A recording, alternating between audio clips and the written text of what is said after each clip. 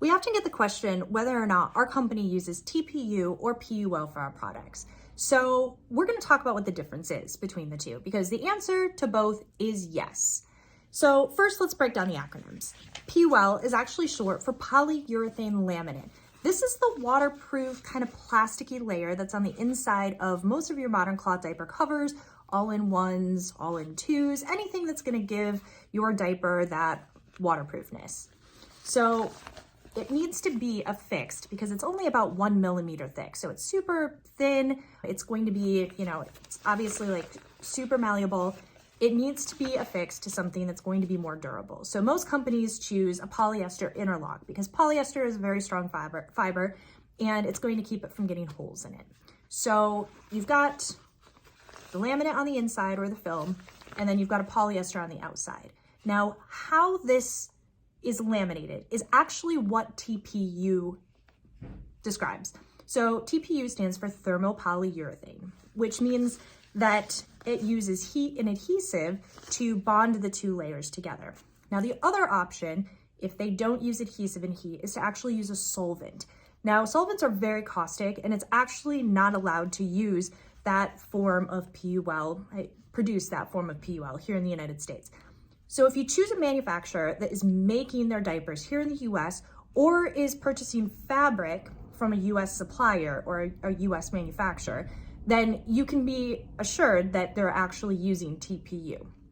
If you're purchasing from overseas or from a company that's manufacturing overseas, we would highly recommend that you ask them whether or not they're using a TPU or a solvent-based PUL.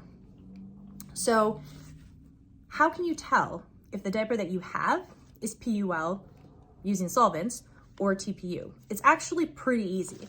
So if you look super closely, and it's a little bit more difficult if the diaper hasn't been washed yet, but if you're looking at the diapers you already have, it should be fairly easy to see. You will see a bunch of little teeny tiny dots. It's going to be a very seamless pattern of dots in between the two layers. Those are going to be your dots of adhesive. Now, the closer together the dots are, that means the more adhesive that has been used. And that means a stronger bond that you'll have between the two layers and the less likely that your diaper will delaminate.